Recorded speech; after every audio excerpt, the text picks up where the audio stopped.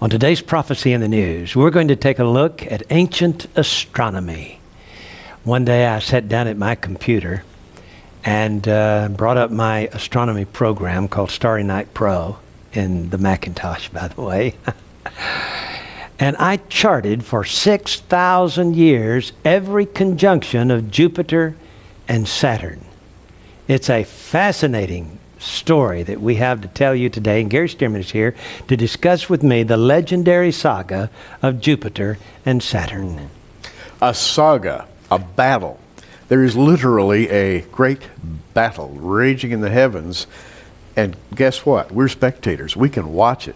And it begins, actually it's bookended by two major prophecies. The first one, Genesis 3:15, where God is speaking to the couple after they had sinned, and he says, I will put enmity between thee, that is the serpent, and the woman, and between thy seed and her seed.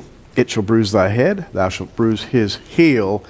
That, JR, is the beginning of an ages-long conflict, and the end of it is seen in Revelation. In Revelation chapter 12, we are told, there appeared a great wonder in heaven, a woman clothed with the sun, and the moon under her feet, and upon her head a crown of 12 stars. And she, being with child, cried, travailing in birth and pained to be delivered. And there appeared another wonder in heaven, a great red dragon, having 7 heads and 10 horns, and 7 crowns upon his heads, and his tail drew the third part of the stars of heaven, and did cast them into the earth. And the dragon stood before the woman which was ready to be delivered, for to devour her child as soon as it was born. And she brought forth a man-child, who was to rule all nations with a rod of iron. This is the story that begins in Genesis and ends in Revelation. It is the story in the Bible, the conflict between the seed of the woman and the seed of the serpent, the conflict between Christ and the devil and Lucifer. And so, Gary, I noticed that in Greek mythology, there was a story about Jupiter and Saturn. Of course, Jupiter was called Zeus and Saturn was called Kronos, but it's the same planets. And the story is that Saturn ruled the earth during its golden age. And he ate his sons. Well, when Jupiter was born, Rhea, his mother, hid Jupiter away until he became of age. And she wrapped up a rock in swaddling clothes and gave it to Saturn, and he plunked it down, swallowed this stone he thought was Jupiter. But of course, when Jupiter came of age, he became the head of the Olympians, and Saturn was the head of the Titans, the 12 Titans, you know. Jupiter won the battle against his father, deposed him, and took over the throne as King of Kings and Lord of Lords.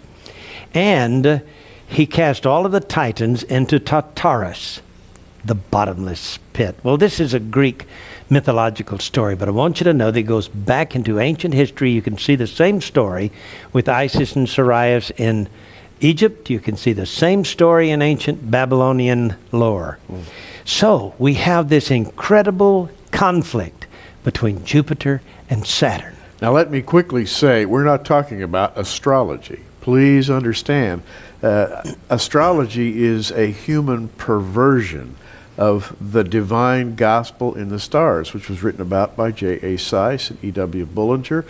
J.R. has done work on this over the years. We've done a number of commentaries. We're not talking about astrology here. What we have noted, J.R., many studies, that what is usually called mythology is simply a human perversion of a divine truth. Right. So the mythology of Greece and Egypt and Babylon and Rome were astrology, but it was born out of this ancient conflict. And in every civilization, an early civilization, the story was that the virgin would bring forth the virgin-born Son of God. And Jupiter became the symbol of the coming Messiah, the seed of the woman. And Saturn was Satan. And he was the one who is to be conquered by Jupiter. So we're going to look into ancient astronomy and to see just how it fits. And by the way, as I looked over 6,000 years of human history, I found 303 conjunctions between Jupiter and Saturn throughout history. 303. Let me just interrupt again and say quickly now, hang on, because this gets really interesting.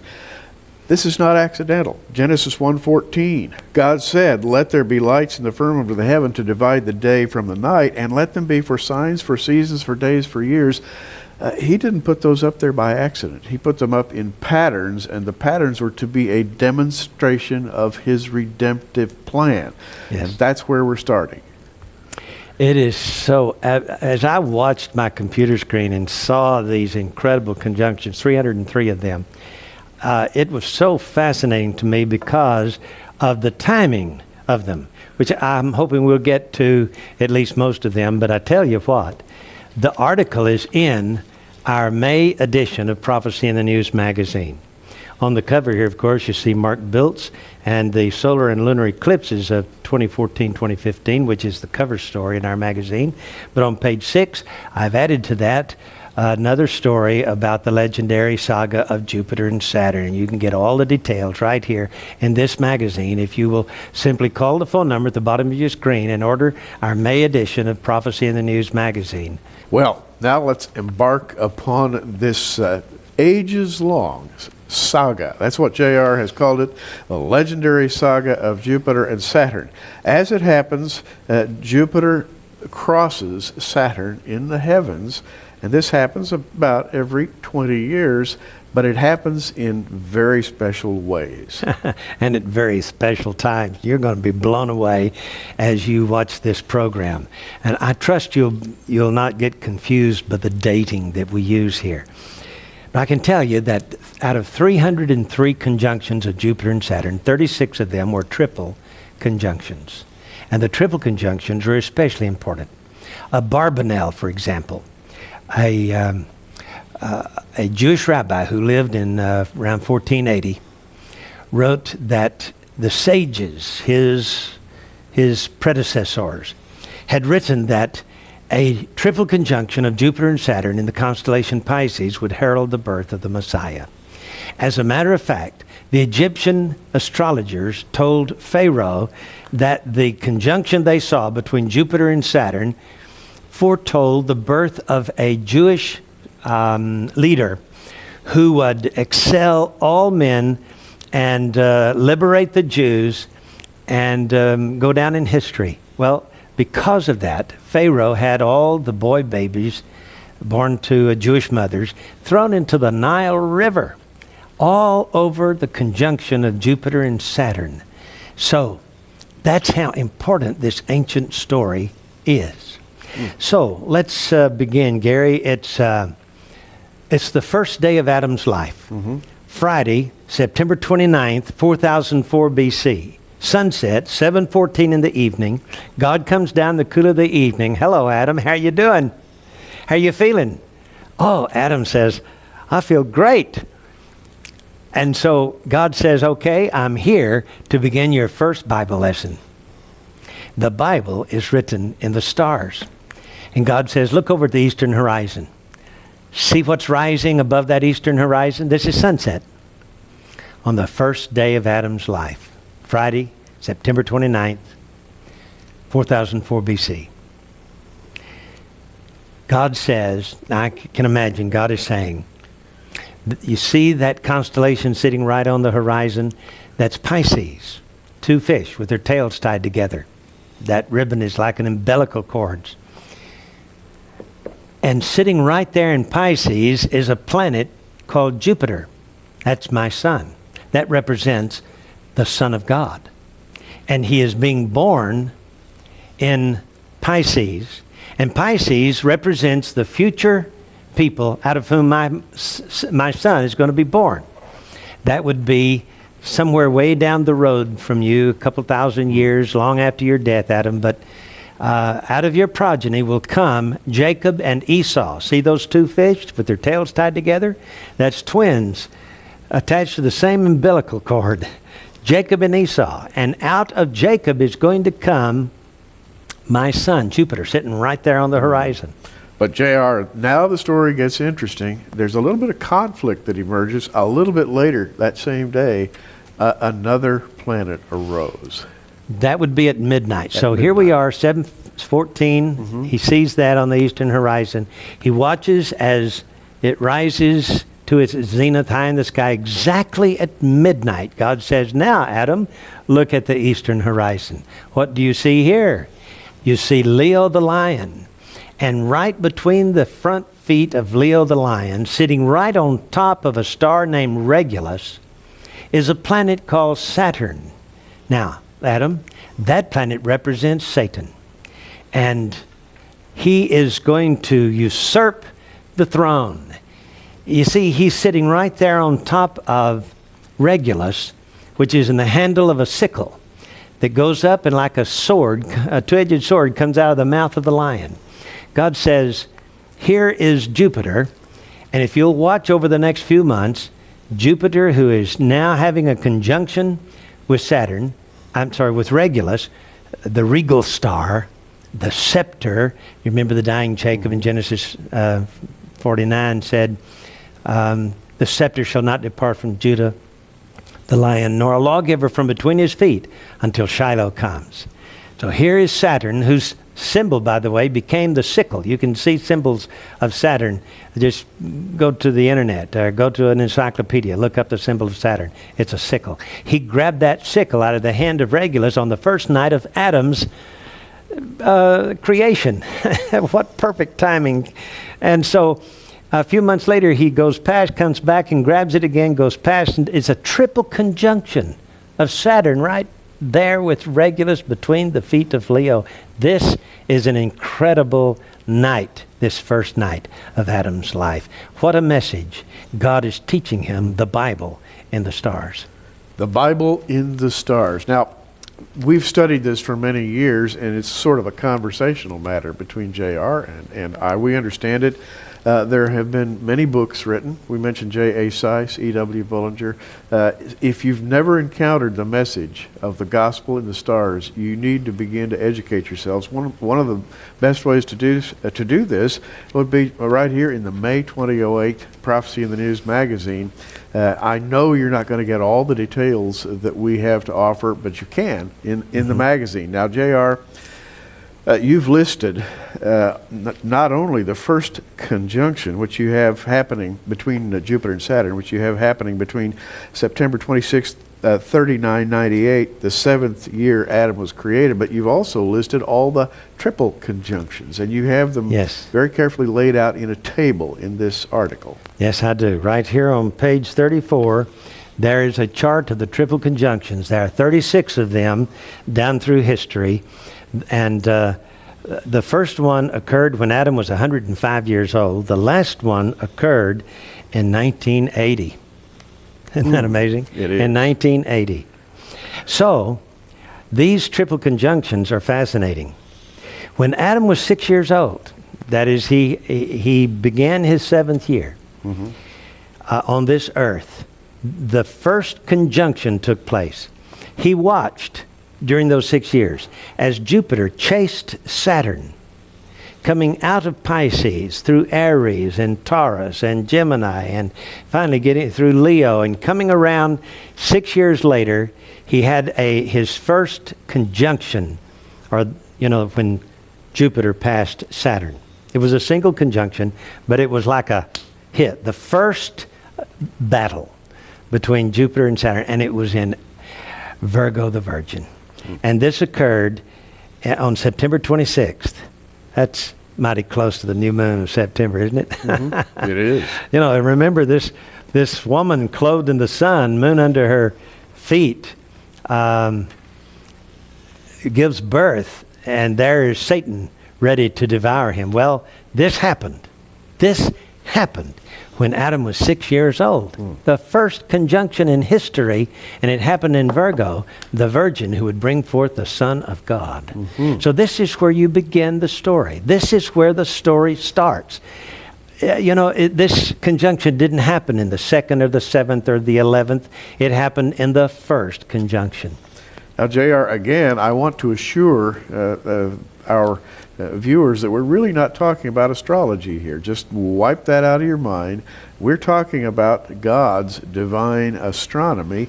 And if you remember the story of creation, Adam and Eve had the righteous Abel, who unfortunately was done away with. But he was replaced by Seth, the godly line of Seth, leading down to the Messiah. And JR has quoted Josephus talking about Seth. And Seth and his sons were the inventors of that peculiar sort of wisdom which is concerned with the heavenly bodies and their order. In other words, the godly line of Seth had already systematically begun the study of the coming Messiah by watching the heavens. And JR, this was handed down again and again and again, generation after generation. The story of the birth of Christ talks about the Magi who saw something in the east that caused them to come over into Israel and to come to the Messiah. So this is a study that is legitimized if you carefully observe it. It's legitimized in the lives of righteous men down through the ages. Now, Seth and his sons, as you said, built two pillars to protect the prophecy of Adam, that the world would be destroyed by water and then destroyed by fire. This is the ancient prophecy.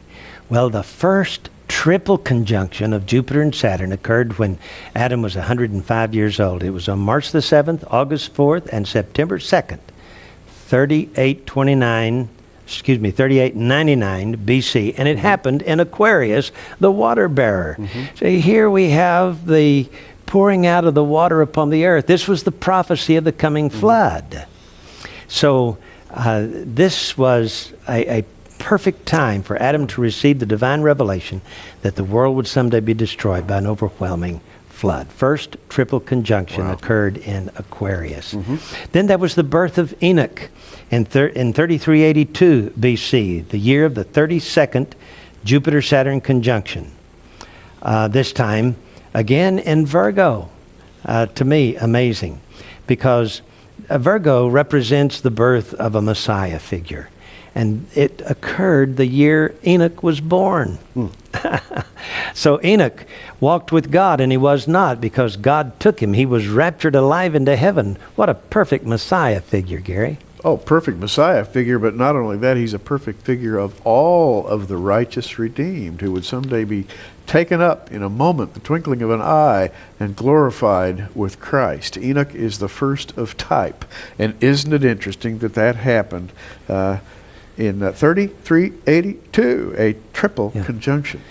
You know, I mentioned that the first triple conjunction was in Aquarius. The second triple conjunction was also in Aquarius.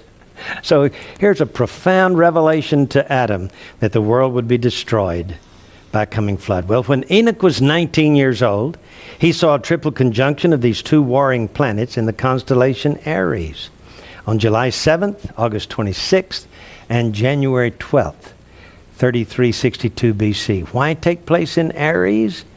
Perhaps because Aries was the Lamb of God who would become victorious over Satan by giving himself in sacrificial death. Then, Gary, there were the stories of the fallen angels. Remember them? The Nephilim? The Nephilim. When Noah was 142 years old, there was a triple conjunction of Jupiter and Saturn in Pisces. That's 2807 BC. And another 40 years later in Leo. Now, the conjunction in Pisces foretells the first advent of Christ. The one in Leo foretells the second advent of Christ. And Gary, as I looked at these conjunctions over the years, I found 5 of them, triple conjunctions, in Pisces. And of course, the 4th one was in 7 BC, the Christmas star. Triple conjunction in Pisces. And remember now, many of the ancient rabbis had written that a conjunction of Jupiter and Saturn in Pisces would foretell the coming of the Messiah. In fact, because of errors in dating, and they didn't have computers back in those days, many of them thought that conjunction that presaged the birth of Moses was a triple conjunction in Pisces. it was not. It was a single conjunction. But nevertheless, because of the miscalculations, they thought it was. And this, of course, led to this idea that a triple conjunction in Pisces would foretell the birth of the Messiah. We have we have 5 of them in Pisces. We have 4 conjunctions in 6,000 years.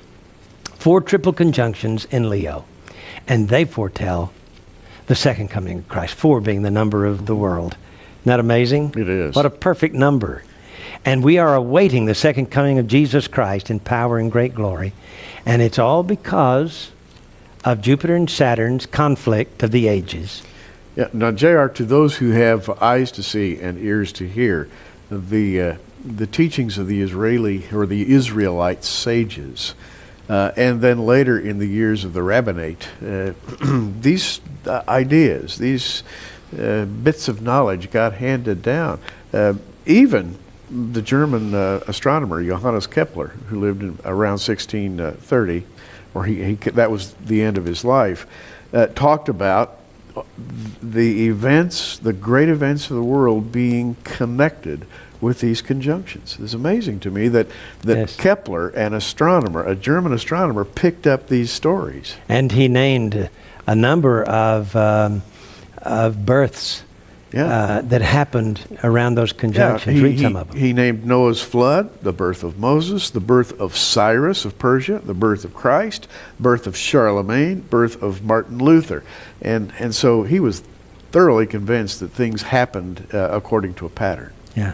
Do you remember the year Noah was warned of a flood? God said 120 years from now there's going to be a flood. Man's days are numbered, 120 years. That is the year of a triple conjunction. Noah was 480 years old. There was a triple conjunction in Virgo. And to me, Gary, it's like God saying there's going to be a birth of a new world through a watery birth, just as a human birth as depicted in Virgo and her virgin-born son. That was 120 years before the flood. 6 months before the flood, actually starting a year before the flood, ending up 6 months before the flood. Noah, 599 years old. There was another series of 3 conjunctions on December 11th, February 3rd, and June 28th. In Virgo, again, go figure, Gary, how can these 2 triple conjunctions, 120 years apart, be in the same constellation, Virgo, where God is saying, hurry up, Noah, the water's about to break. Yes. Isn't that amazing? And by the way, you read earlier in Revelation 12, where there's a woman clothed with the sun and crowned with stars. She is none other than Virgo, the Virgin, and she is giving birth to the Messiah. So this idea is recorded in Scripture.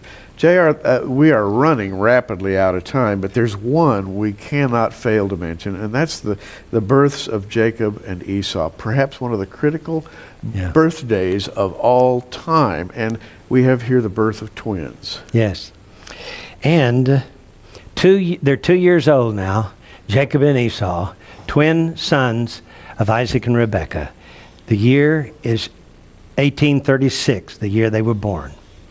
2 years later, on May 29th, 1834 BC, there was a conjunction of Jupiter and Saturn in Pisces. This, you remember, is the one that foretells the first advent of the Messiah. And Pisces then is given to Jacob as his house. And the figure of Pisces in the heavens, now this is interesting, is 2 fish with their tails tied together. Isn't that suggestive of maybe of twins? Yes, and that ribbon like umbilical cord. But this is a triple conjunction. Jacob and Esau are 2 years old. A triple conjunction. May 29th, August 7th, and again December 6th, 1834 BC. And this battle happened between the planets. You know, here's Jupiter. He catches up with Saturn and smacks him one, and then goes past, comes back and swats him for a second time, then comes back and hits him a third time as the retrograde motion occurs. This is absolutely incredible. Twin fish for twin boys, both tied together with umbilical cords from their mother's womb. And Gary, they even are fighting before they are born. This shows that the story goes back into the distant, eternity? Eternity. It is an eternity type problem that is being played out here on earth. That battle came from another dimension, and it came right through the lives of Jacob and Esau into this dimension. And that battle is still being waged, and it is marked by the conflict between Jupiter and Saturn along the plane of the ecliptic. Yeah. 4 years before the Exodus, there was a triple conjunction of Jupiter and Saturn in Virgo. It was like God saying, Moses, I want you to go get my virgin bride and bring her out here to Sinai. There's going to be a wedding. This is absolutely incredible. There was a triple conjunction of Jupiter and Saturn in Aries the ram in 1940, which to me said that the Jews are going to be slaughtered like Passover lambs. And again in 1980 in Virgo, where God is saying the bride is waiting for the Messiah. Israel is 33 years old in 1980, waiting for a 33-year-old groom. Wow. Well, I tell you, you've got to get this article. It's in our magazine, the May edition, Prophecy in the News. Please call the phone number at the bottom of your screen and get it today. This is J.R. Church and Gary Stearman. Until next time, keep looking up.